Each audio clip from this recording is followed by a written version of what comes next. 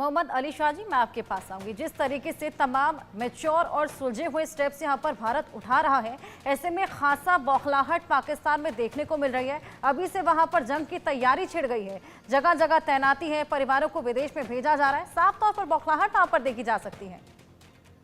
जी हर्षद जी, आपने बड़ी सही बात कही थी कि यही बहादुरी अगर वो दिखाते पीएलए के वहां पे, तो मैं तो ठीक है वहां पे दिखाओ, लेकिन ना, इनकी बहादुरी मैं आपको बताता हूँ। मैं इनके बहुत करीब 2003 के अंदर मैं यंग लेफ्टिनेंट साहब था, मैं सरहद से 30 मीटर के फासले पे था। तो इनकी बहादुरी जो मैंने सरहद के इस पार से देखी वो आपको बताना चाहूंगा मैं आपको। इनकी बहादुरी है, महिलाओं पे कोड़े लगा देंगे, बच्चों पे बम लगा देंगे, स्कूलों में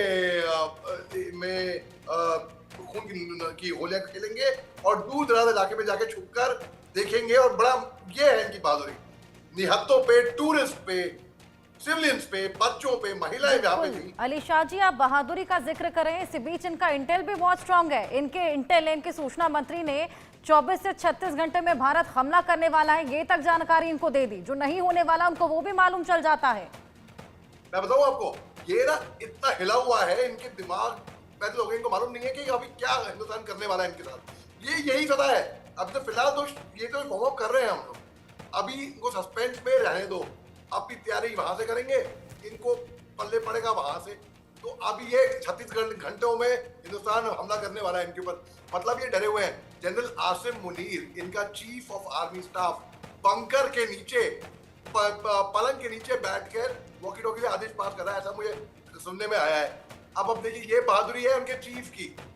हिंदुस्तान का फॉर्मर मेजर, जो भी सेवा में भी नहीं है, सेवा नियुक्त, इनके chief of army staff general Asim Munir को चैलेंज करता है, अगर तुम्हारे में जरा भी बहादुरी है, निकल कर आओ बंकर में से, दूरबीन में से देखो सरहद के उस पार तुम्हारे लिए क्या तैयारी हो रही है यहाँ पर। जो इनके जो बिलावल भुट्टो सरदारी जो के बयान देते हैं ना, या तो पानी बहेगा या तो खून की नदियां खोली जाएंगी, इसने अगले दिन ही अपने परिवार को कनाडा निकाल दिया। इनके जनरल भेज रहे हैं विदेश, क्योंकि ये एंटिसिपेट कर रहे हैं कि कुछ बड़ा होने वाला है, हिंदुस्तान कुछ बड़ा इन पे हमला करने वाला है। अब आप देखिए जो बहादुरी जो है, जो जिनको भाई हमने हमारी वजह से, हिंदुस्तान के एक ब्रिगेडियर बाजवा साहब हैं जिन्होंने 99 में इनके कैप्टन साहब को एक निशाने हैदर दिलवाया था, एक साइटेशन अपने हाथ से लिखकर उसके शव में भेज के पाकिस्तान भेजा था। पाकिस्तानियों ने मना कर दिया कि हमारे सिपाही नहीं है ये, आपको जो करना है आप करिए। हमने पूरे इज्जत आबरू के साथ इनको दफनाया। इनकी वजह से ही, ये कोई ठेकेदार है, ये क्या है, ये पाकिस्तानी खलीस है एकदम एक नंबर के। जितनी वहां की सरकार है वो बिल्कुल खलीस सरकार है। ये लोग अपना ही, जनरल आसिम मुनीर जो है ना, उसने अपनी कब्र खुद खो दी है, उसने पूरे राष्ट्र को डुबाया है। उसको उम्मीद नहीं थी कि इतना बड़ा एस्केलेट हो जाएगा मामला। बिल्कुल, इस पे गुनहगार खुद पाकिस्तान ही है। जिस तरीके से आतंकवाद को पहले पनाह दी, पाला और पोसा, वो खुद इनको काटने को दौड़ रहा है। सभी के पास वापस आऊंगी। एक और बड़ी खबर, पहलगाम आतंकी अटैक की जांच पर यह बड़ी खबर है। आज फिर बेसरन घाटी जाएगी एनआईए की टीम। संदिग्धों से एनआईए की टीम पूछताछ करने वाली है। पूछताछ लगातार जारी है और तमाम इनपुट्स यहां पर मिल रही हैं। घटनास्थल से सबूत भी लगातार एनआईए की टीम जुटा रही है। एनआईए की टीम, जिसको गृह मंत्रालय ने पूरी जांच सौंप दी है। ऐसे में अब लगातार सबसे पहले तो पहलगाम अटैक जहां पर हुआ था, वहां जाकर सीन को रिक्रिएट किया गया। जो तमाम वीडियो सर्कुलेट हो रही है सोशल मीडिया पर, उसके जरिए भी यहां पर लोगों से पूछताछ की जा रही है।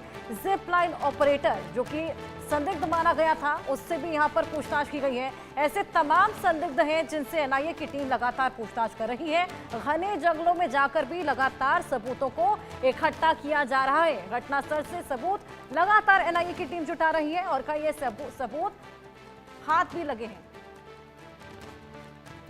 अजय, संदिग्धों से एनआईए की पूछताछ लगातार जारी है। तमाम ऐसे सबूत अभी हाथ लगे हैं जिससे पाकिस्तान का कनेक्शन साफ तौर पर निकलकर सामने आ रहा है। देखिए, बिल्कुल हर्षा, इस चीज़ को समझना होगा कि किसी भी तरीके से जम्मू कश्मीर में जो पहलगाम में आतंकी हमला हुआ है, उन आतंकियों को बख्शा नहीं जाएगा और ख़ास तौर पे पाकिस्तान को भी नहीं बख्शा जाएगा। किस लिए? क्योंकि पाकिस्तान के खिलाफ जो चीज़ें हैं, वो सबूत जो है वो इकट्ठा करना बेहद ज़रूरी है। इसलिए नेशनल इन्वेस्टिगेशन एजेंसी जो है वो इस चीज़ को सुनिश्चित कर रही है कि जो भी सबूत वहाँ से मिलें, क्योंकि पाकिस्तानी आतंकी वहाँ पर आए थे, उन आतंकियों ने उस इलाके की रैकी की थी, उन आतंकियों ने वहाँ पर आकर किसी न किसी शख्स की कई लोगों की मदद से वहाँ पर रुके और उसके बाद जब हमला करना था, जब उनको पूरी इन्फॉर्मेशन मिल गई कि अब समय आ गया है कि वो हमला कर सकते हैं, तब उन्होंने उस हमले को अंजाम दिया। उन्होंने वहाँ पर इस चीज़ को सुनिश्चित किया कि वो लोग जो उन्हें गाइड कर रहे थे कि यहाँ पर अब कोई सुरक्षाकर्मी नहीं है, इतने यात्री पहुँच चुके हैं, उसके बाद ये हमला हुआ। तो कहीं ना कहीं एक बड़ी प्लानिंग जो है पाकिस्तान की थी, जिसकी जानकारी जो है वो सुरक्षा बलों को जुटानी है, एनआईए को जुटानी है, उसी को लेकर जो है एनआईए जांच कर रही है। और जब सबूत इकट्ठे होंगे उसके बाद दुनिया को बताया जाएगा कि पाकिस्तान किस तरीके की चालें यहाँ पे चलता है, किस तरीके से पाकिस्तानी सरकार के, पाकिस्तानी सेना के हाथ भारतीय लोगों के खून से रंगे हुए हैं। बिल्कुल, अभी तो लगातार पाकिस्तान डिनाइल मोड में है अजय। अब देखना होगा इन सबूतों के बाद पाकिस्तान का क्या रुख रहता है। सभी के पास वापस आऊंगी। एक और बड़ी खबर, पाकिस्तान पर वाटर स्ट्राइक से भगदड़ मच गई है।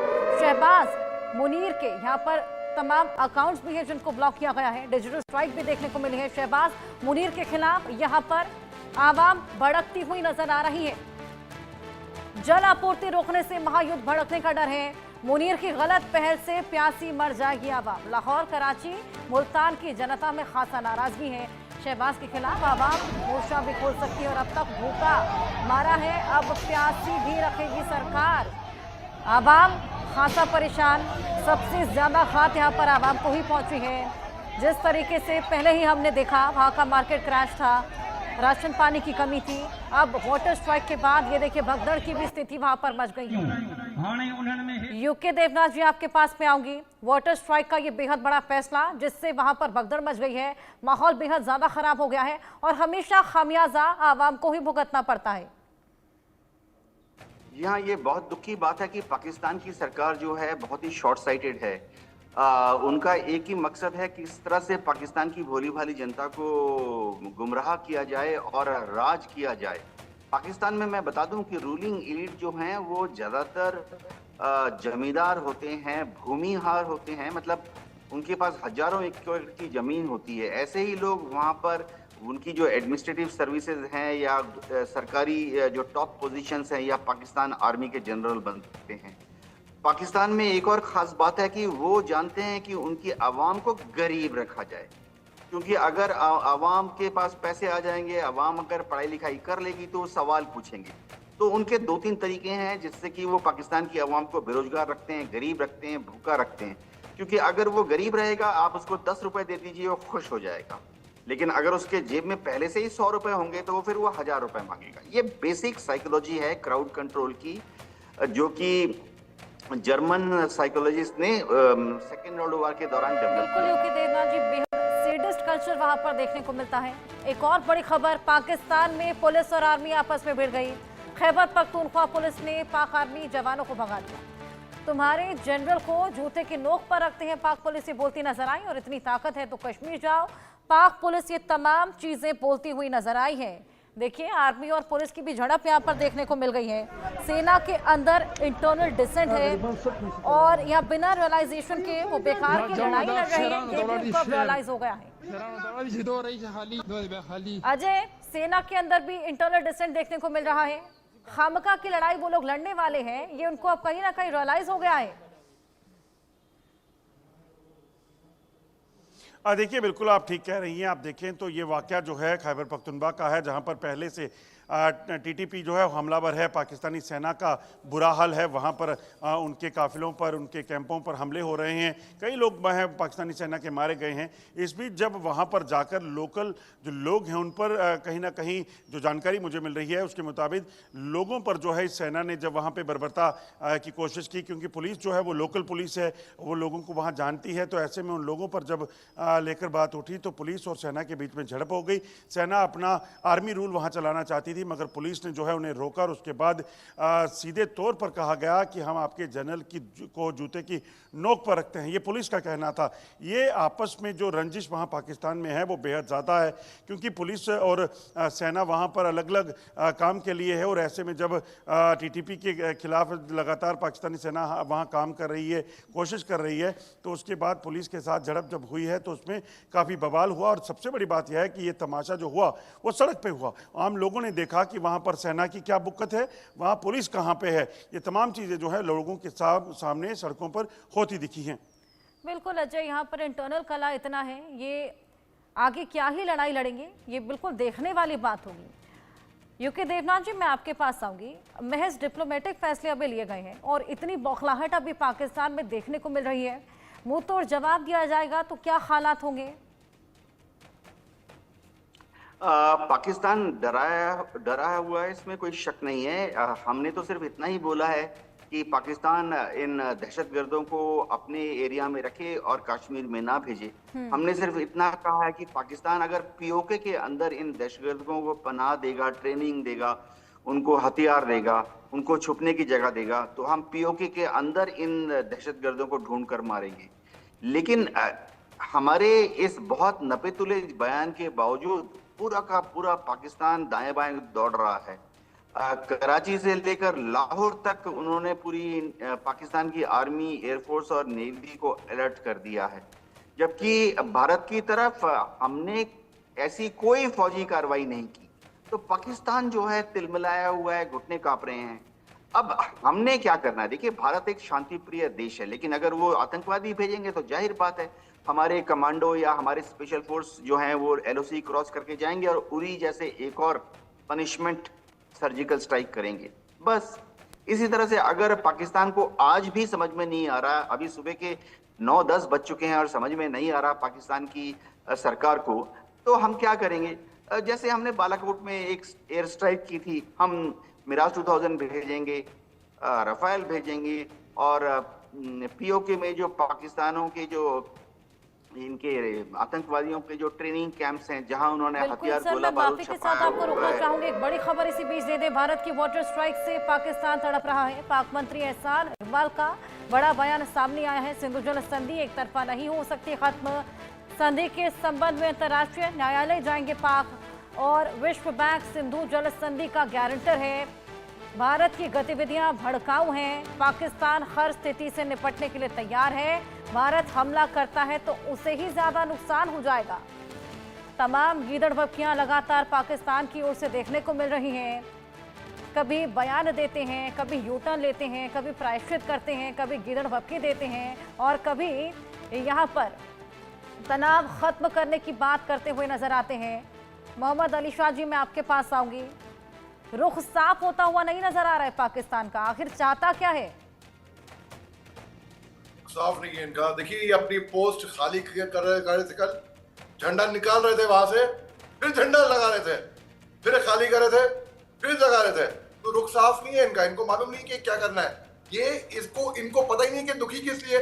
इनको पता ही नहीं है इनके देश में इतनी प्रॉब्लम है, भिखारी भूखमरी से जूझ रहा है पाकिस्तान, लेकिन इनको दुख नहीं है जरा भी अपने लोगों का। इनको दुख है अपने पड़ोसी के सुख का, कि हिंदुस्तान पड़ोसी मुल्क इतनी तरक्की कर रहा है, इतना आगे जा रहा है, इतना एडवांस तरीके से जा रहा है, लेकिन इनको दुख है कि भाई वो कैसे आगे जा रहा है। अगर ये अपने ही काम पे फोकस करें, धारा 370 हटने के बाद जम्मू कश्मीर में तब्दीली बहुत आई थी। आप देखिए, G20 की बैठक हुई, इंटरनेशनल फिल्म फेस्टिवल हुआ कश्मीर में, 60 अन्य राष्ट्रों के बड़े बड़े ग्लोबल लीडर, डिप्लोमैट्स यहाँ पर आए हिंदुस्तान में। इनको लगी मिर्ची, पाकिस्तान को लगी मिर्ची। पाकिस्तान सुधरेगा नहीं। उनको अभी बहुत डर सता रहा है, इस बात से वो तड़प रहा है। पानी की ही ट्रीटी नहीं, पानी बम भी नहीं, बल्कि मैं कह रहा हूँ कि इनको सस्पेंस सता रहा है। दी एलिमेंट ऑफ सरप्राइज, किसी भी अटैक में जब आप हमला करते हैं तो एलिमेंट ऑफ सरप्राइज बड़ा जरूरी है। कि दुश्मन सोचे कि यहाँ से हमला होने वाला है, उल्टा यहाँ से हो गया हमला। तो ये जो सरप्राइज है ना, ये बहुत जरूरी है पाकिस्तान के लिए। वो तड़प रहे हैं अभी। और अभी ना, मैं 2 दिन पहले आपके चैनल पे था, 2 दिन पहले हम लोग अट्टा मार्केट पे गए थे, तो वहां पर जनता आवाम थी, उनसे पूछे जनता से, जनता ने क्या बोला? जनता ने ये बोला कि जब बारिश आए तो पानी छोड़ दो हिंदुस्तान की तरफ से, और जब गर्मियां आए, जब पानी रुक जाए तो पानी रोक लो। तो यानी कि इनको भिगा के मारो, इनको सुखा के मारो, ऐसा जनता ने कहा उनके बारे में। तो ये पाकिस्तानी जो है आज की तारीख में छटपटाए हुए हैं, हिलमिला रहे हैं। इनकी सरकार, इनकी लीडरशिप, जनरल आसिम मुनीर, इतना घटिया बयान दिया, 2 नेशन थियरी की बात करी इसने। ये चाह रहे थे कि बांग्लादेश के अंदर और अनरेस्ट बिगड़े, ये चाह रहे थे कि हिंदुस्तान के अंदर कुछ दरार पैदा हो, लेकिन मैं बताऊं आपको ये इनके नापाक बिल्कुल अली शाह मंसूबे- जी, आसिम मुनीर का जिक्र आपने किया है। बेहद बड़े कल्प्रिट वो पाकिस्तान के हालात के रहे हैं और बेहद विडंबना की बात यह है कि आसिम मुनीर जिनके जालंधर से ही रूट जुड़े हैं, और ना कि उनके लेकिन जियाउल हक जिनके जालंधर से रूट जुड़े हैं, उसके अलावा मुशर्रफ चांदनी चौक से उनके रूट जुड़े हैं, इसके बावजूद वहां पर जाकर ये टू नेशन थ्योरी की बात करते हैं, गुणगान गाते हुए नजर आते हैं। ये असल में ना है कुछ नहीं, ये बददिमाग है और ये दिखाना चाहते हैं वहां की आवाम को। जी हाँ, भलाई हमारे रूट जुड़े हों यहाँ से, चांदनी चौक से या पंजाब से या हिंदुस्तान से, लेकिन अभी ये पाकिस्तानी, इनको ये समझ में नहीं आता कि एकता में ही ताकत है। ये बांटना चाहते हैं पूरे पाकिस्तान को। पाकिस्तान के अंदर हिंदू नहीं है क्या? पाकिस्तान की सेना में माइनॉरिटी हिंदू नहीं है क्या? तो अगर वहां का चीफ ऑफ आर्मी स्टाफ इतना शर्मनाक, इतना घटिया 2% का बयान देगा, तो आप समझ सकती हैं वहां की आर्मी, पूरी आर्मी, जिसको लोग गलत फहमी में समझते हैं कि प्रोफेशनल आर्मी नहीं है, उग्रवादियों की आर्मी है। मैं तो कहता हूँ, मैं आपको एक वर्ष की घटना बताता हूँ, 2003 की घटना है। मैं अपने बंकर में था सरहद पे, तो हमको एक रेडियो इंटरसेप्ट आया और ये पाकिस्तानी रेडियो इंटरसेप्ट था। उनके ऑफिसर उनके जूनियर कमीशन ऑफिसर से बात कर रहे हैं रेडियो सेट पे और बोल रहे हैं, साहब हिंदुस्तान की सेना हमारे बारे में बड़ा अच्छा सोचती है, जिस दिन उनको मालूम पड़ जाएगा ना हम हकीकत में क्या है, उसी दिन आके हम पे धावा कर देंगे। तो जो भ्रम बना हुआ है हमारा हिंदुस्तान की सेना के आगे, वो भ्रम रहने दो। ये भ्रम उसी दिन खुल गया था और मैं रिपोर्टिंग भी करी। बिल्कुल अली शाह जी, बेहद दिलचस्प किस्से आप हमारे साथ शेयर करें। लेकिन इसी बीच एक बड़ी खबर आ रही है, भारत से टेंशन के बीच पीओके में पाकिस्तान गिर गया है। पीओके में पाक आर्मी के खिलाफ भारी विरोध प्रदर्शन देखने को मिल रहा है। गिलगित बल्तिस्तान में आजादी के नारे लगे हैं। 2025 के विरोध में जबरदस्त प्रदर्शन वहां पर हो रहा है। गिलगित बल्तिस्तान का अधिकार छीनने का आरोप यहाँ पर लगने लगा है। जगह जगह आजादी के नारे, जिस तरीके से हमले का डर वहां पर सता रहा है खनिज विधेयक के विरोध में, यहाँ पर देखिए किस तरीके से प्रदर्शन देखने को मिल रहा है। तमाम तस्वीरें भी आपकी टीवी स्क्रीन पर हैं। यूके देवनाथ जी, यहाँ पर आवाम बेहद परेशान है, जिस तरीके के तनाव के हालात वहां पर बन गए हैं। और पहले ही हम देख रहे थे आतंकवाद से जूझ रहा था पाकिस्तान, टीटीपी हमलावर था, बीएलए हमलावर था, और अब यहाँ पर देखिए हमले का डर भारत का भी सताने लगा है। उनकी इंटेल इतनी मजबूत है, तमाम जानकारियां उनको लगातार दे रही है। हर्षा जी, इसमें कोई शक नहीं है कि पीओके के लोग जो हैं वो पाकिस्तान की जो हुक्मरान है उनको एकदम पसंद नहीं करते। खास तौर से पाकिस्तान को रूल कौन कर रहा है? पंजाब सूबे के जो सुन्नी मुसलमान हैं वही वहां पर सबसे ज्यादा डोमिनेटिंग है। पीओके के लोग हैं वो जरा पीस लविंग है, लड़ाई झगड़े से दूर रहते हैं, खुश रहते हैं। तो जब पीओके के लोग अपने ही भाइयों को हिंदुस्तान के जम्मू कश्मीर में देखते हैं तो पीओके के जो लोग हैं उनको दुख होता है। हिंदुस्तान के जम्मू कश्मीर में कितनी तरक्की हो रही है, हमने दूर दराज के गांव तक सड़कें बना दी हैं, वाईफाई कनेक्शन लगा दिए हैं, दूर दूर के गांव में हमने स्कूल खोल दिए हैं, अस्पताल खोल दिए हैं सब कस्बों में। अब रोजगार के लिए भारत सरकार छोटे छोटे शहरों में, जेएनके के छोटे छोटे शहरों में, खासतौर से घाटी के छोटे छोटे कस्बों में स्मॉल स्केल इंडस्ट्रीज खोलने का मौका दे रही है। जब पीओके के लोग ये देखते हैं तो उनको लगता है कि काश वो भी हिंदुस्तान का हिस्सा होते, काश वो भी अपने भाइयों के साथ भारत के कश्मीर का हिस्सा होते।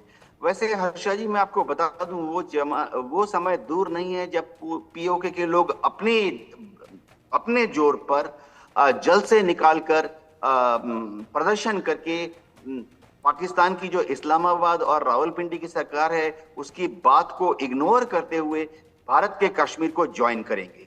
जी बिल्कुल, लगातार हम देख रहे हैं आजादी के नारे तो वहां पर लगने ही लगे। अब देखना होगा प्रदर्शन कितना ज्यादा बढ़ता है। मोहम्मद अली शाह जी, इनका इंटेल इतना स्ट्रांग है, इनको बता सकता है कि 24 से 36 घंटे में भारत हमला करने वाला है, तो ये क्यों नहीं बता पाया कि बीएलए इतना बड़ा ट्रेन हाईजैक वहां पर करने वाला है? बिल्कुल हर्षा जी, आपने बिल्कुल दुरुस्त बात करी है। ये इनकी छटपटाहट, इनकी डर दिखा रहा है, बहुत डर है, खौफ है इनमें। तभी जब जहाज डूबता है ना हर्षा जी, तो चूहे वहां से निकल के भागते हैं, दौड़ते तितर बितर होते हैं। पाकिस्तान का वही हाल है। यहाँ की जो सेना के जो टॉप जनरल्स हैं अपने परिवार को तो भेज रहे हैं, बात ऐसी खबरें भी आ रही है कि इनकी सेना ने लेकिन अली शाह जी, यहाँ तो जहाज भी पाकिस्तान का ही डूबने वाला है। पाकिस्तान का ही जाल डूब रहा है। यहाँ पर ऐसी खबरें आ रही हैं कि इनके जो 500 से ज्यादा अधिकारियों ने इस्तीफा दे दिया है, डर के मारे, डरपोक है एक नंबर के। अगर इनमें इतना दम होता तो इनके पास दम नहीं है कि मिलिट्री बेस या जैसे आपने बताया पहले कि बीएलए के आगे आए थे, नहीं, ये निहत्तों पे वार कर देंगे। भाई मेरे पास कोई हथियार नहीं है, ठीक है। मैं आपको एक मजाहिया बताऊं, हर्षद जी 1 मिनट का टाइम देगा, सुनेगा ये बात। बिल्कुल। कल मैं एक अलग था, पाकिस्तान का एक यूट्यूबर बेहुदा मस्करा नौटंकी एक टोपी पहनकर, जोकर की टोपी और एक डंडा, एक चाकू और शराब की बोतल लेकर आया मेरे सामने और मुझे बोलता है तू वही है जिसे ओपन लेटर लिखा था आतंकियों को, तेरे घर आके मांगा। ऐसे मेरे को बोलता है, मैं आ जाओ भाई, आ जाओ, अगर दम है तो आ जाओ, मैं अपना पता भी देता हूँ सबके, तो आ जाओ, अभी आओ, अभी आओ। तो वो डर गए।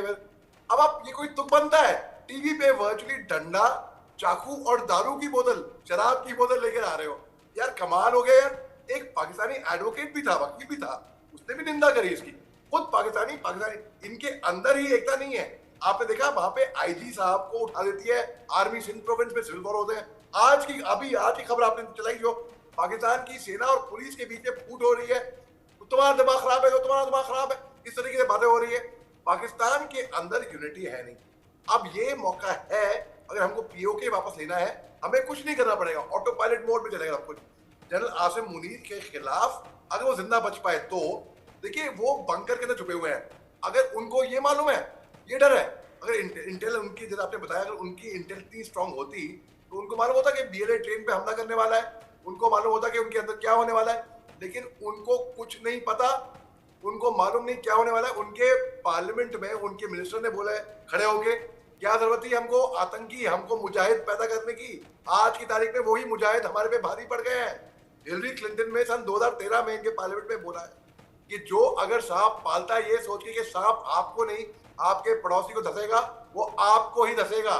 तो ये पाकिस्तानी जो है, देखिए हमने डिप्लोमेटिक निर्णय लिया, इनके पाकिस्तानियों को बाहर भेजा अपने देश में से, किसी की शादी हो रखी है, कोई इलाज के लिए है, लेकिन उसकी रो रहे थे, उनकी जिम्मेदार कौन है? उनकी जिम्मेदार इनकी सरकार है, इनकी मिलिट्री है। क्यों घिनौनी हरकतें करते हो? फिर अगर तुम्हें ठीक से शांति से रहना है तो क्यों घिनौनी हरकतें करते हो? हमने हर चीज करके देख ली इनके साथ, हमने प्यार से बात कर ली, कंधे पे हाथ रख लिया, सर्जिकल स्ट्राइक कर दी, एयर स्ट्राइक कर दी, वार्तालाप कर दी, और क्या करेंगे? G20 की बैठक में भी इनको दावत दी हिंदुस्तान ने। चलिए सर, मैं आपके पास वापस लौटूंगी। एक बड़ी खबर, पाकिस्तान को समुद्र से हमले का खौफ है। पश्चिमी ग्वादर पोर्ट की सुरक्षा कड़ी कर दी गई है। ग्वादर पोर्ट की सुरक्षा में 25 जेट उतार दिए गए। कराची एयरबेस पर फाइटर जेट तैनात हैं। पाकिस्तान ने हमले के डर से अपने पश्चिमी ग्वादर पोर्ट की सुरक्षा कड़ी कर दी है। पाकिस्तान ने कराची एयरबेस पर 25 चीन निर्मित J-10C और JF-17 फाइटर जेट्स तैनात किए हैं। ये जेट्स हमले की स्थिति में चंद मिनटों में रेस्क्यू मिशन पर ग्वादर पोर्ट पर पहुंच सकते हैं। बताया जा रहा है कि पाकिस्तान इस थ्योरी पर काम करती है कि भारत समुद्र के रास्ते बड़ा हमला कर सकता है।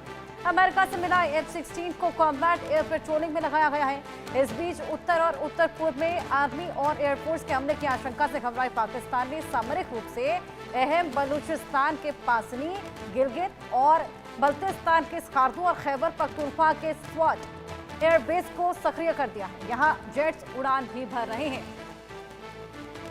ये बौखलाहट पाकिस्तान की आप देखिए साफ यहाँ नजर आ रही है। कराची एयरबेस पर फाइटर जेट्स की तैनाती कर दी गई है, टैंक्स को तैनात कर दिया गया है, एम्बुलेंसेस को तैनात कर दिया गया है, तैयारी जंग की पूरी कर ली है। पश्चिमी ग्वादर पोर्ट की सुरक्षा कड़ी कर ली है, फैमिलीज को बाहर भेजा जा रहा है और सभी आतंकियों को यहाँ पर बंकरों में पनाह दे दी गई है। लगातार लोकेशन भी बदली जा रही है क्योंकि डर सता रहा है कि कहीं हाफिज सईद पर लादेन जैसा अटैक ना कर दिया जाए। पश्चिमी ग्वादर पोर्ट जहाँ की सुरक्षा को कड़ा किया गया है, वहीं ग्वादर पोर्ट की सुरक्षा में 25 जेट उतार दिए गए हैं। यूके देवनाथ जी, हालात बेहद खराब लग रहे हैं पाकिस्तान के।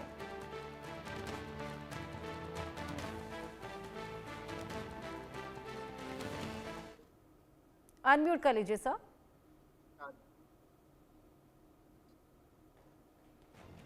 आप सुन पा रहे हैं? जी जी। पाकिस्तान की फौज को और पाकिस्तान की सरकार को लग रहा है कि इस बार भारत कोई बड़ा हमला करने वाला है। जबकि भारत की सरकार ने, हमारे सरकारी प्रवक्ता ने बार बार ये कहा है कि भारत सिर्फ आतंकवादियों को ही ढूंढ ढूंढ कर उनके बिल के अंदर मारेगा। तो ऐसे में पाकिस्तान की जो एयरफोर्स है या उनकी नेवी है वो हड़बड़ाहट में ये बड़े बड़े डिप्लॉयमेंट कर रही है। ठीक है, जितनी ज़्यादा वो डिप्लॉयमेंट करेंगे उतनी ज़्यादा उनकी जो एयरफोर्स है वो ज़मीन पर कमज़ोर हो जाएगी, थिन हो जाएगी।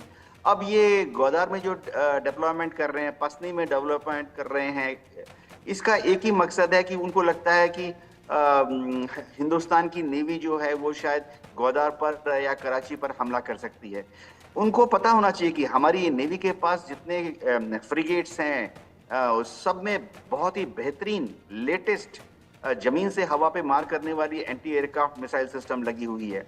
तो पाकिस्तान की एयरफोर्स अगर पसनी से टेक ऑफ करके या कराची से टेक ऑफ करके हमारी नेवी के शिप्स को हमला करेगी तो जाहिर बात है वो वापस जाके लैंड नहीं करेंगे, समुद्र में ही वो वीर गति को प्राप्त कर लेंगे। जी बिल्कुल, यहाँ पर तमाम चीजें हैं देखने वाली, लेकिन पाकिस्तान में फिलहाल केवल बौखलाहट नजर आ रही है। मोहम्मद अली शाह जी और यूके देवनाथ जी, बहुत शुक्रिया आपका हमारे साथ जुड़ने के लिए और अपने अपने इंसाइट्स हमारे साथ शेयर करने के लिए। इसी के साथ वक्त एक छोटे से ब्रेक का है, जल्द हाजिर होंगे।